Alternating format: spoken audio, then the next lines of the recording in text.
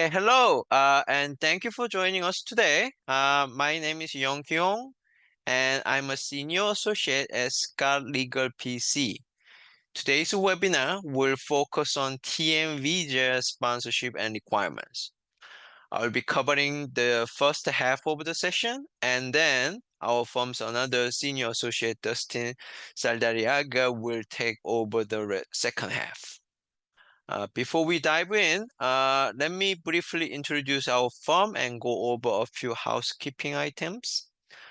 We are a full-service immigration law firm, and we offer services in wide range of areas, including E2, O1, TN, L1, H1B, and any types of employment-based or family-based green card cases.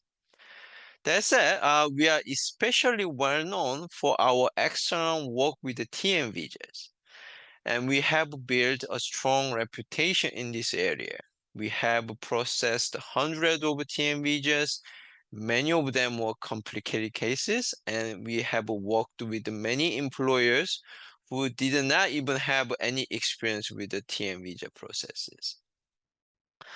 At the end of this webinar, we'll send you several useful tools. A copy of the PowerPoint presentation we'll go through today, and a link where you can download the guidelines with more details on visa options, and a link to sign up for additional webinars, and another link to a webinar recording on YouTube. We encourage you to subscribe and hit the notification button as we regularly post immigration-related videos. And a link where you can set up a private consultation with us. So finally, if you have any questions, please type them into the chat box or Q&A box. We'll address all the questions at the end of our presentation. And with that, let's get started. So TN visa requirement. TN visa is probably the best working visa types for Canadian and Mexican nationals, except for those who wish to run their own businesses in the United States. You do not need to be born from these countries, but you just need to have a passport from one of these two countries. But your profession must be one of the listed occupation in the TN regulations. For this matter, if you are at your computer right now, then please go to Google and type NAFTA TN regulations. NAFTA spells for NAFTA. And you will see a link to 8 CFR 2146, or any type of link that it shows the total list of TN occupations, then you can click on it. Once you click on that and scroll down, you will see a list of occupations starting with the accountant, architect, and about 60 occupations are listed over there. Even though there are many common occupations are listed, there are also some professions are not listed here. An example is like marketing related position. So this means your profession must appear on the list in order to apply a TN visa. You must also have the required qualification to practice the profession. And when I say you need a qualification, it is not the U.S. employer's requirement for the job. A U.S. employer may want an applicant to have like 20 years of job experience for particular positions. But all you need to have is just meet the TN visa's requirement. I'll go over some examples. According to the list, economist needs a bachelor's degree or licenciatura degree. Accountant needs a bachelor's degree or licenciatura degree or CPA license. Management consultant needs a bachelor's degree or licenciatura degree or 5 years of experience in a field of specialty related to the consulting agreement. Likewise, You have to carefully review which occupation you are going to use and apply for your TN visas, because each occupation has a slightly different way to meet the requirement. In order to apply for TN visa, you need a pre-arranged job offer from US employer, but the definition of employer is quite broad. It can be a solo proprietorships or LLC or usual C Corp situation. However, you cannot use your own US company to offer job to yourself. Such self-employment is prohibited in TN world. Your degree also must match the job description. It means you are coming to United States to perform the activities matching with your profession. An example is that a US company want to hire you as a social media manager, and then you have a bachelor's degree in accounting. In that case, because the proposed job duties do not match with your degree, you may not be eligible for the TN visa. Next slide. Then how do we know what kind of work a particular TN occupation title actually perform? For that matter, you should look at DOL, Department of Labor's Occupational Outlook Handbook. In short, we call it OOH in the United States immigration world. If you search a particular occupation from this website and click on what they do, then you will see the most commonly performed job duties by the occupation. So whatever occupation you are applying, you should check this website to make sure the job duties you are going to perform should be substantially matching with this website. And Dustin will readdress this OOH website one more time when he takes over this presentation later. So if you already Googled it in your computer, you may be a good idea to keep this website open in your computer. Okay. Next. Then what is sponsorship in terms of TN visa? Well, one of the most common questions we get is whether TN visa requires a sponsorship or not. So in the US immigration world, the definition of a sponsorship often means the employer needs to test the labor market whether there is a US worker willing to take the job, or employer needs to pay a prevailing wage, which is a lot higher than a state minimum wage in many situations, or when an employer lays off an H-1B employees, the employer needs to pay a transportation fee so the H-1B employee can go back to the home country. The TN visa does not require any of this. For that reason, we could say TN visa does not require sponsorship. For TN visa, we just need a valid job offer from a US employer and signed letter explaining that the nature of position and job duties, why they need this particular Canadian or Mexican nationals, and employment durations, and lastly, salary amount. That letter is not really binding as a contract. If applicant turns out to be not a good worker, then employer has a right to terminate the employee anytime. And the employer also has the same right to quit the job anytime if he doesn't like it. So basically, TN visa workers are almost identically treated as a US worker. But keep in mind that when the applicant is already inside the United States and wish to file a change of status through USCIS, in that case, the employer is the one who is going to submit the application, which means if the case is denied, then denial record is on the employer. If an employer applies for the TN visa at the border, and if it is denied, then denial record is on the employee individually.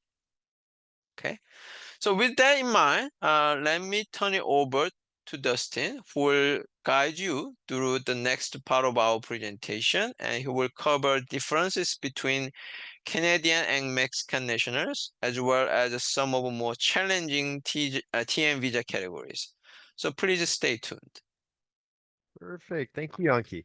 So, Yonki had talked about the differences between the process for Canadians and Mexicans. So I'm not going to spend a lot of time on this slide. This slide's really just going into a few more details on that. The important takeaways, again, just echoing what Yonki had said before, is that Canadians have an additional option to apply for a TN visa or TN status, which is to apply at a port of entry. Um, Nationals of Mexico can only apply at a consulate or within the US through USCIS if they're already inside the US. So both of those options are available to Canadians. Nationals of Mexico cannot apply at a port of entry. You may have heard that sometimes if you already have a valid TN as a national of Mexico and you want to change employers, sometimes ports of entry will allow you to do that. That is, in practice, that is the exception and not the rule. So if you're thinking about doing that, do get in touch with an immigration lawyer. We'd be happy to talk through that with you. It is generally recommended that that be coordinated with the port of entry. But in general, the takeaway from this presentation is that nationals of Mexico must apply at a consulate or through USCIS. Nationals of Canada have those two options, as well as the option of applying at a port of entry. Now, so nationals of Canada, when they are admitted at a port of entry, they are typically given 3 years of TN status. And that is the same for nationals of Mexico when they enter the US. So when you enter the US, you're given 3 years of TN status typically. And your status is shown on your form I-94. And it's very important to check the form I-94 every time you enter the US. You can do that by going online to the CBP, Customs and Border Protection website, and searching for your I-94. Mistakes are made on I-94s all the time by CBP. So it is really important that you check that every time you enter. But generally speaking, when you enter in TN status, whether you're a national of Canada or Mexico, you're given 3 years of status, and that will be shown on your I-94. The occasions when you would not be given 3 years of status are, for example, if you are coming to work in the US in a role that doesn't require 3 years. So for example, we'll talk about the management consultant role in a minute. Management consultants, you would typically request for shorter than 3 years. We'll talk about why. And if the employer letter requests less than 3 years, then CBP is typically going to give you fewer than 3 years. The other reason is if you have a passport that's expiring before that 3-year period is up. So if you do need to be mindful of that. If your passport expires, say, in a year from the date of entry, usually CBP will limit your entry to that period. So be mindful of that. Again, check your I-94 when you come into the country because you don't want to have unlawful presence just because you weren't aware that the I-94 expired earlier than you thought it did. So while we're talking about the status period, that 3-year period, let's also talk about the visa validity period. So again, Canadians typically won't have a TN visa. They will have TN status because they'll be able to apply at a port of entry. Nationals of Mexico, though, will have a visa. They will have to apply at the consulate. So when they apply at the consulate, they have two options. They can either pay for a 1-year TN visa, or they can pay for a 4-year TN visa. It's generally recommended to pay that additional fee for the 4-year visa because it gives you more time. You don't have to keep going back to the consulate. Now, even if you get the 4-year visa as a national of Mexico, each time you enter the US, you're usually only given 3 years of TN status. And that's true even if you get the 1-year TN visa. I know this is getting a little complicated, but if you have a 1-year TN visa, when you enter the US, typically you'll still be given 3 years of status. So keep those two ideas in mind. What is relevant when you are outside the US is your visa validity period. Okay, because all the visa really allows you to do is to request entry into the US. So if you have a visa that's valid for, say, 1 year, say you're a national of Mexico, you have a TN visa that's valid for 1 year. That means within that 1 year time frame, you can ask for admission into the US in TN status. That's what the visa is good for. As soon as you enter the US, as soon as you're admitted in TN status, that visa is basically irrelevant because you're not seeking admission. You're now admitted. So what is relevant is that I-94, is that period of stay that you're granted on the I-94.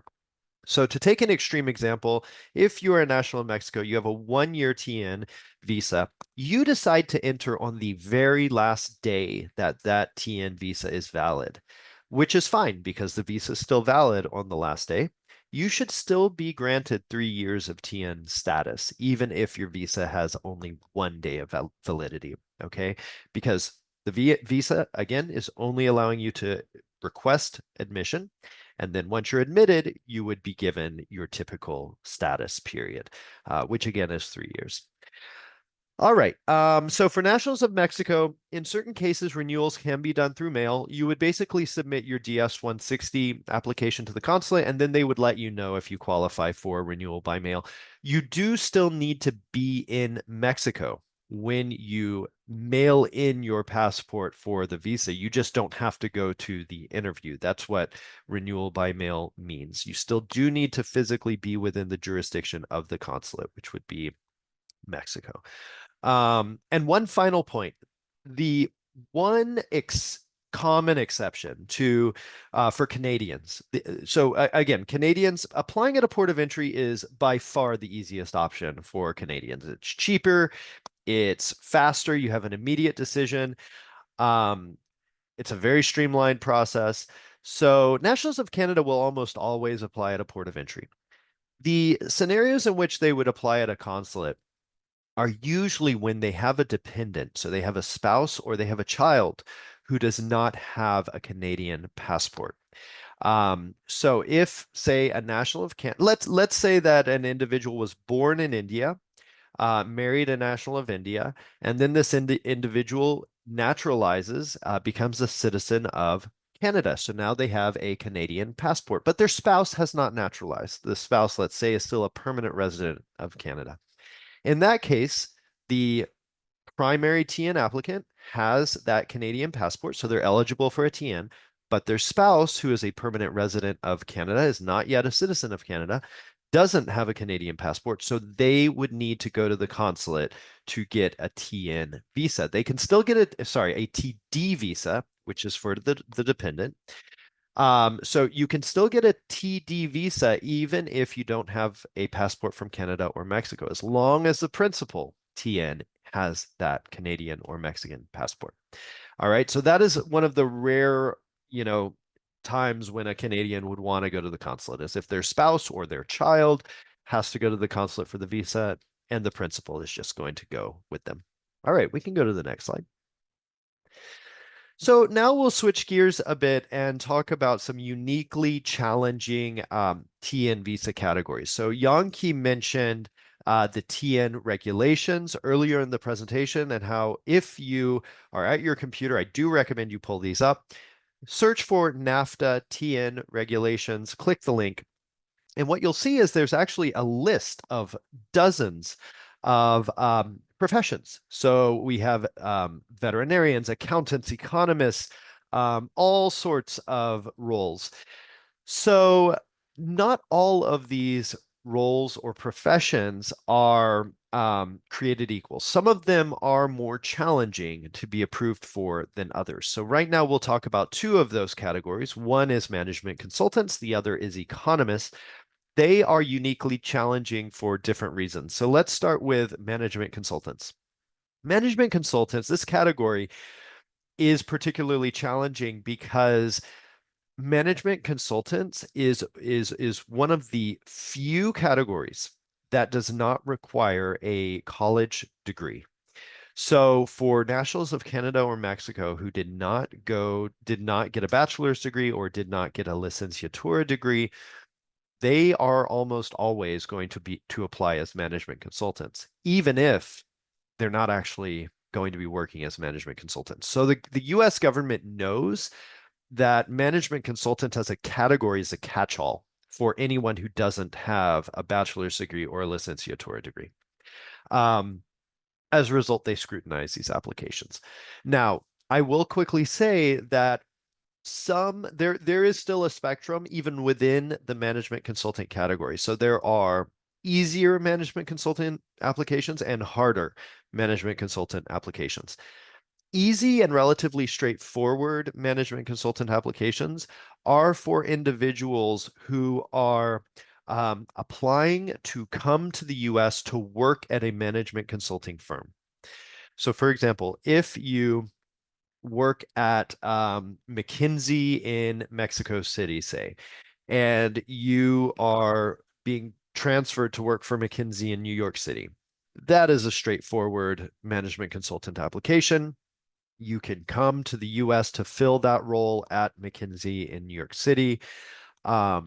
You would qualify based on your degree or your experience, but because you're coming to the US to work for a management consulting firm, that is not a particularly challenging application. What would be challenging is if you're coming to the US as a management consultant to work for a company that is not a management consulting firm. The example I like to use is, let's say that you are a national of Mexico who has a decade of experience in solar panel design and manufacturing. And you have been contacted, you've received a job offer from a company in the US that wants you to come into the US to help that company improve its solar panel manufacturing process. So this company in the US designs and makes solar panels, but they're struggling. They are struggling to make solar panels efficiently. So they want you, as a national of Mexico, to come to the US and consult for their company so that they can improve their design and manufacturing process. That's going to be a challenging application. That does not mean it won't be approved. It just means you have to keep certain things in mind. So let's talk about what those things are.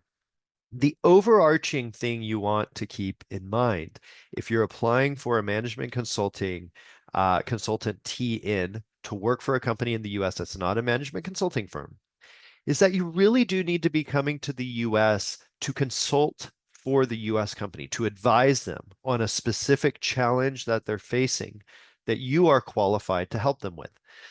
And your time in the US needs to be limited to the time it takes for you to do that. And that's why I mentioned before that oftentimes a 3-year management consulting TN can be challenging because usually these engagements don't take 3 years. When McKinsey has an engagement with a client, it's not necessarily going to take 3 years. Sometimes it takes a year, sometimes it takes 6 months, sometimes it takes 2 years, but it's not necessarily going to take a 3-year time frame.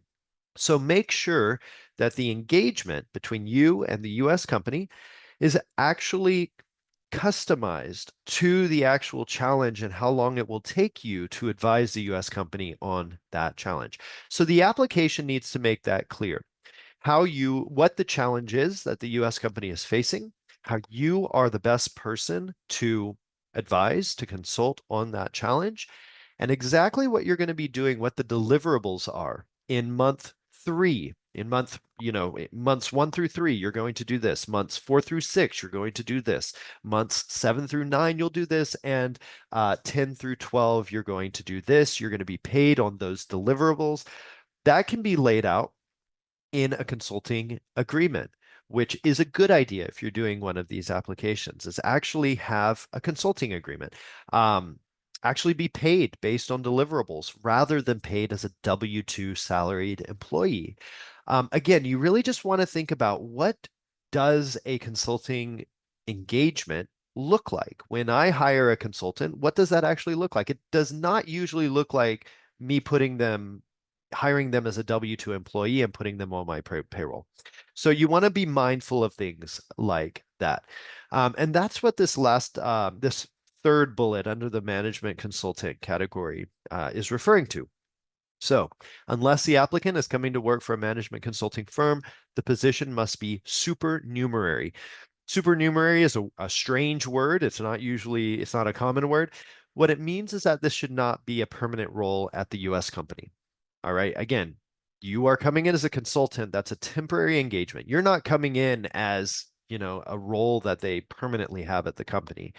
The exception to that is if you're coming to work for a management consulting firm in the US, then it's fine if that firm, say McKinsey, permanently has management consultants on salary, and you're coming to fill one of those roles because it's a management consulting firm. So that's the management consulting category. The economist category is also challenging, but for completely different reasons. The reason the economist category is challenging is that the US government issued a policy memo in 2017 that narrowed what the government considers to be the job duties performed by an economist. So Yongki mentioned the Occupational Outlook Handbook before, which is a critical resource. It's online, it's free, it's published by the Bureau of Labor Statistics, the US Department of Labor. And what the Occupational Outlook Handbook does is it defines what the government thinks certain professions do. It literally lays out the job duties that those professions do according to the government. So since you are telling the government, I'm coming to the US to work as an economist, what the government is going to do is they're going to look at those job duties and say, okay, are these the job duties that I think an economist does? And to figure that out, they're going to go to the Occupational Outlook Handbook. So if you're applying as an economist, the first thing you want to do is go to the Occupational Outlook Handbook for economists and look at the job duties that are listed there under the tab on that page, what they do, and make sure that you're coming to the US to perform those job duties. What the 2017 policy memo did is it made clear that economists do not perform the job duties of financial analysts or market research analysts. So before 2017, people would come to the US as TN economists and they would work as financial analysts, or they would work as market research analysts. And the government in 2017 said, no more. We don't want people working as economists and performing the job duties of financial analysts or market research analysts. So what do financial analysts and market research analysts do? I would recommend if you're looking at coming in as an economist, go to the Occupational Outlook Handbook and don't just look at what economists do. Also look at what financial analysts do and look at what market research analysts do. And make sure that you're not going to be spending your time doing those professions. In general, financial analysts work for financial institutions to find opportunities to generate profits from investments, okay, where you can invest money, how you can maximize profits from those investments. Market research analysts are really working as marketers. They are looking at the landscape and how companies can market their products or services. But again, go to the Occupational Outlook Handbook. It will give you far more detailed and better descriptions of what these roles do.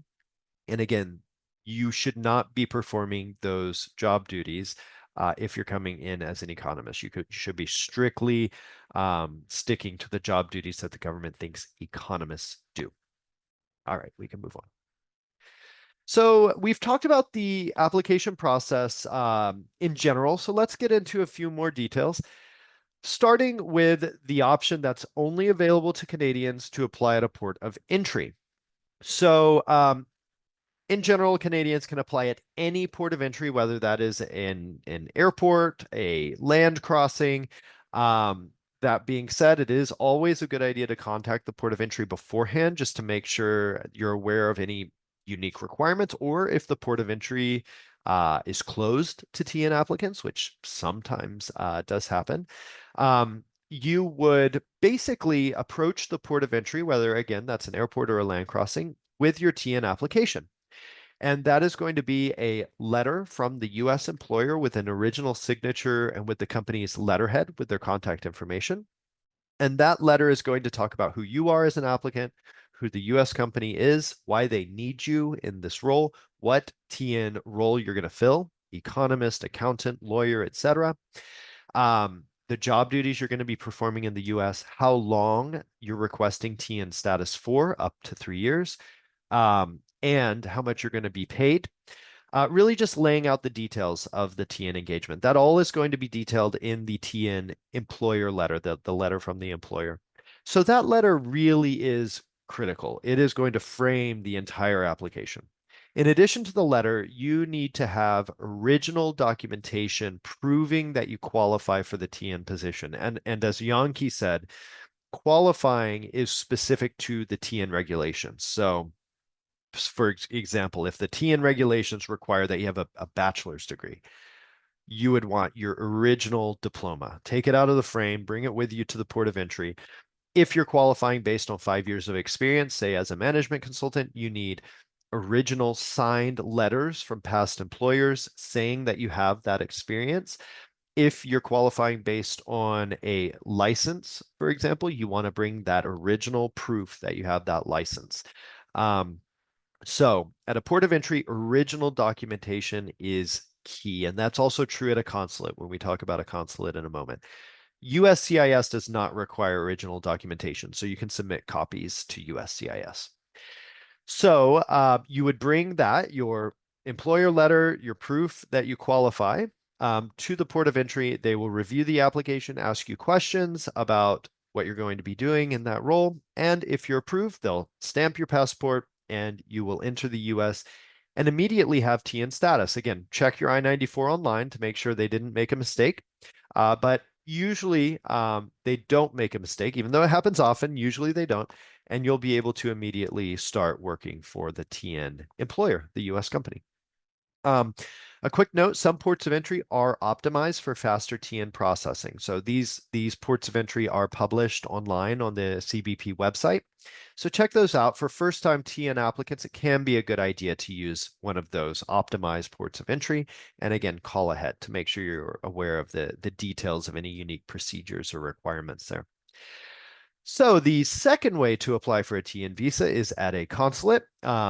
Nationals of Mexico who are outside the US must apply at a consulate. Canadians can apply at a consulate. The first step is to submit a form DS-160 online. It's an online form that's submitted to the consulate. It asks you questions about who you're going to be working for, your information, your address, etc. You will submit that online, pay the application fee online. You'll do biometrics, meaning fingerprints, photos, and then you'll be called in for an interview at the consulate. You'll arrive at the consulate at the time of your interview, and you'll have pretty much the same packet that I described before for a port of entry. It's going to have your original employer letter with a wet signature. It's going to have original proof of how you qualify for the TN, and you're going to bring that to the consulate to your interview. They'll ask you questions about the employment, and at the end, if you're approved, you'll get an actual visa put in your passport. Good for if you're a national of Mexico, either a year or 4 years. If you're a national of Canada, for up to 3 years. And you'll be able to enter and exit the US based on that visa.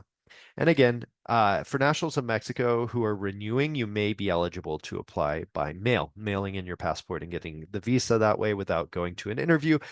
But the consulate will let you know once you've submitted the DS-160 whether you qualify for that. And the final option, the third and final option, is to apply within the US. And that's available whether you are a national of Mexico or Canada.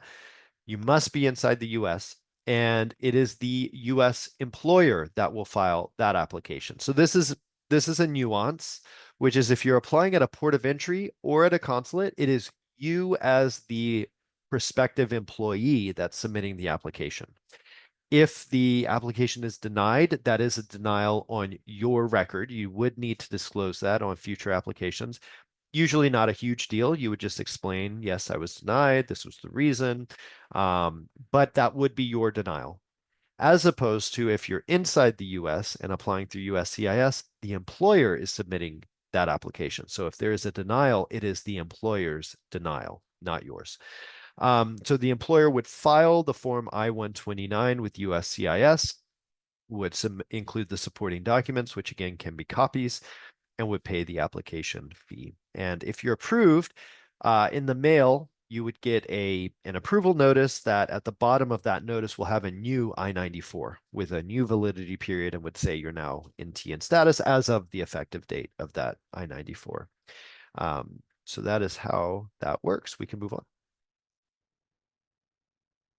So we've already covered some of these tips and pitfalls throughout the presentation, but let's make them explicit. So again, it's always a good idea to call the port of entry. If you're a national of Canada applying at a port of entry, always call ahead. Just make sure you're aware of the hours that they'll be open. Make sure you're aware of any unique procedures for TN applicants. Let the person who signed the employer letter know when you're going to be approaching the port of entry or going to the consulate. Because sometimes what will happen is the border officer or the consular officer will call the person who signed the letter. And it's not particularly common, but it does happen. So it's good to just have the author have their cell phone with them, just in case the officer calls. And usually all the officer's doing is making sure the job offer is legitimate. It's usually not an extended conversation. It really is just, I see you wrote this letter. I see you signed this. Just making sure this is a legitimate job. What's the start date? What will they be doing? Period. And usually a quick conversation, but always good to make sure the employer contact is ready for a call at the time you'll be at the port of entry or at the consulate. Next, if you're applying at a port of entry or a consulate, always bring original documentation. The reason is that border officials and consular officers regularly encounter fraud. And so if they receive copies, their flags are going to go up and they are going to say, because there's a chance of fraud, I'm not going to accept this. So just, be wise with your time and just get those original documents in line before going to the consulate or the border. We wouldn't want you to show up and just because you have copies, your time is wasted. So get those originals instead. And finally, keep in mind that the TN visa is a non-immigrant visa. That means it's a temporary visa. It's not a green card. So you may need to prove to the officer that you plan to leave at the end of your TN status. So usually this doesn't become an issue until you've been on a TN, say, 6, 7, 8, 9 years. If you're renewing for the third or fourth time, you might get questions about your intention to eventually leave the US. But that being said, you are able to renew your TN indefinitely. So there's nothing wrong with you being on a TN for years and years, as long as your intention is not to remain in the US permanently. So what does that mean practically? It's always a good idea to just have some documentation showing your ties to Canada or Mexico. So that can be copies of your bank statements showing that you have an account abroad. If you own property abroad, proof that you own that property, whether a car, whether an apartment or house, family ties, proof that you have family ties abroad. Just be ready to answer questions about this. Again, it usually doesn't come up, but it's always good to be prepared. We can move on. All right. I don't think any questions have come in, but if you all do have any questions in the last minute or two, we'd be happy to answer those.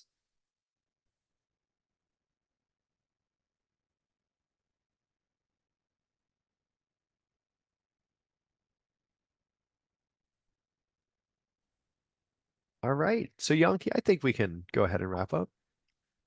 Okay, thank you for beautiful and informative presentation, Dustin, and thank you for joining us today.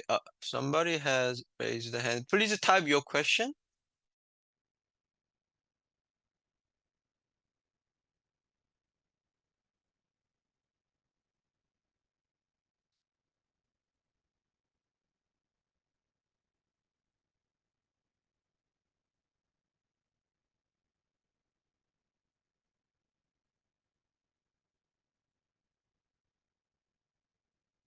You can always reach us, our info website, and submit your questions or arrange the private consultation with us. So thank you for joining today's webinar, and we'll see you next time. Thank you. Thank you.